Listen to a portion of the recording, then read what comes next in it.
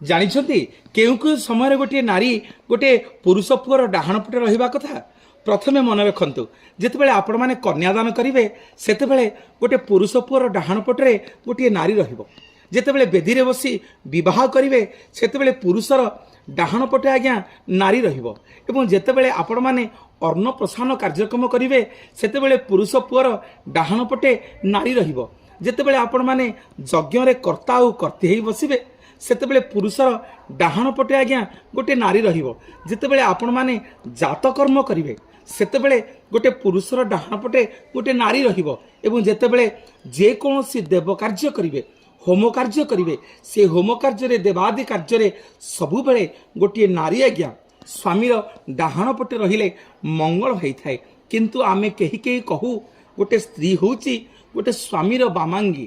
କେଉଁ ସମୟରେ ବାମ ପଟେ ରହିବେ ଏବଂ କେଉଁ ସମୟରେ ଡାହାଣ